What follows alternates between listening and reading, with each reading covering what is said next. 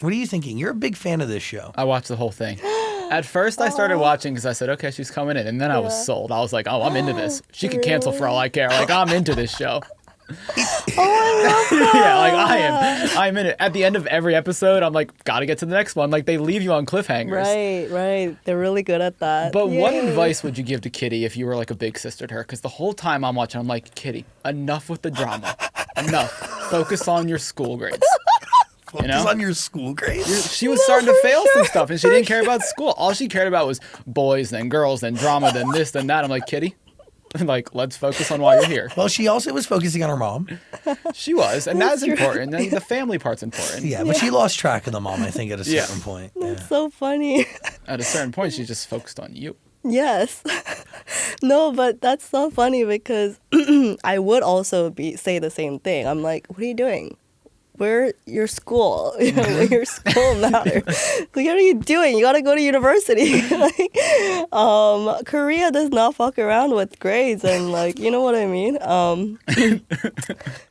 Jokes aside, I think I don't know. Kitty does make a lot of mistakes, but I do think that there are things that she'll learn from, and her heart is always in the right place. So I feel like I will trust that and be like, it's great that you lead with your heart, and I love that for you. But maybe don't try to be, as my friend has said to me before, don't be Captain Save-A-Ho, which is like trying to say, don't be Captain Save-A-Ho. My friend has said to me before, and so, you don't have to go around extinguishing all the drama fires. Set your boundaries, do what you will, love your friends, but also let them go on their own journey sometimes too. Yeah. Is it interesting that Yuri was essentially a beard for someone? Do you know what that phrase means? Yeah. Yeah, you know that? Yeah, for day. Well, he was my beard, no? Well, yeah. Right. Okay, so Yuri had a beard. Yuri had a beard, and it was Day. beard. Day was your beard. Yes. I know, that was so funny. I love that. I love their dynamics, actually. Like, I'm like kind of bossing him, nudging him around. Like, I'm paying you money, so do this for me. It's a really unique situation. Yeah, in high school, like, that's crazy. Like, I'm paying you. You're writing my essays for me. That was so fun. That was so fun, though. I love Min Young. He's such a sweetie pie, so I loved working with him. I just want Day to be happy. Me too. At the end, I'm like, oh, this poor guy. Me too. Cut him a break. I know. He has good grades. You'll find your love. Good guys don't finish last in the real world. I believe that.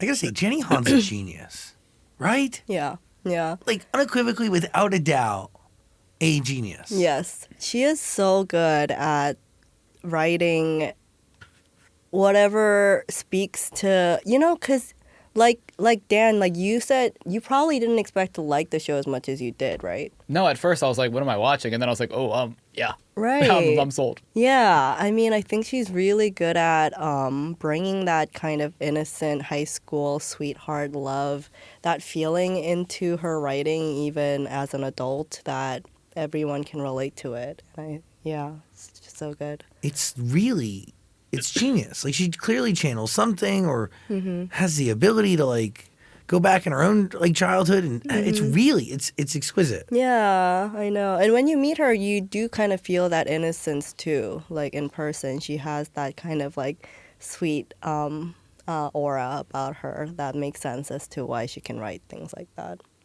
Really wild. What's the biggest thing, like, it's the biggest thing you've learned so far from Yuri? I think she eventually, at the end of season 1, finds her arc to find her real voice. Like, she's always been a very ferocious go-getter, but I think that in her search to be loved and desire to be seen and appreciated for who she is by her mom, who is very, like, our relationship with our parents is very formative in every relationship for the rest of our lives, right? So I feel like her relationship with her mom definitely, and her being able to find her voice to be like, this is who I am. You either love me or you don't, but I hope you do, That kind of journey that she has, I think, it resonates for me, and I hope like a lot of other people. I've definitely had my own very unique struggles with my mom that I would never have with anyone else growing up, and I do think that mother-daughter dynamic is very, very special for that reason. I don't know if you guys have sisters who maybe, yeah. But yeah, a lot. This show has like a refreshing mix of racial diversity, queer representation. It's all going out to a global audience. Do you feel the responsibility that comes with the show, or at least the shifting of perspectives that could happen after watching a show like this? Yeah, for sure.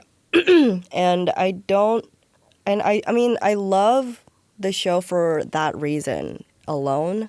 And even before I was a part, when I saw the breakdown for the show and they were like, we're casting for these roles, and they had a brief description of the main characters, I already could tell this is going to be such a refreshing show with such diversity. And I was really excited that a show like this was going to be made. And this was like whether I was in it or not, right? And you know, as a Korean who grew up in other parts of the world, but also I'm very aware of where Korea is in terms of its openness to diversity or its progress in its history of diversity and inclusion. I do think that it meant something for me as well in the sense that this is an American production, but it was shot in Korea. It's the backdrop is Korea. A lot of the actors are Korean and otherwise, but it also meant something to me in the sense that I do think that all artists have like a responsibility somewhat, maybe not everyone will agree, but to whether that's provoking or like just instigating some sort of conversation or change, or just plain making someone feel something, even if that's like anger or something negative maybe. But I did feel that it was meaningful because of that and the conversations that it'll hopefully start in places like Korea where it's set, because I think that Korea definitely still has a way to go when it comes to inclusivity and the queer community being openly welcomed in every sphere and pocket of the society. And so yeah, it's been a really, so in many aspects it's been a very big pleasure, to say the least, to be a part of a show like Exo Kitty. This show is very important for many, many, many, many, many reasons. Yeah. What's the response been in Korea to the show? You know what? I do think that they are very intrigued by the show because they're like, oh, it's an American show that highlights all these Korean places and people, and they have these Korean actors. So even if maybe, I don't know exactly statistically how well it did compared to other countries, but they definitely know of the show even if they hadn't watched it, just because, you know, when you hear, oh, Korea is being represented somewhere by another country, then they'll always like tune into that. But I do think that the lack of negative response is like already a good thing. That's a you know, I'm sure that they're like, oh, some of this is not accurate because it's an international school and that's not representative of every Korean, obviously. But I already take that as a big sign that there was no pushback against it for the queer love lines or something like that. You know, and Koreans are intrigued by it more than anything else. So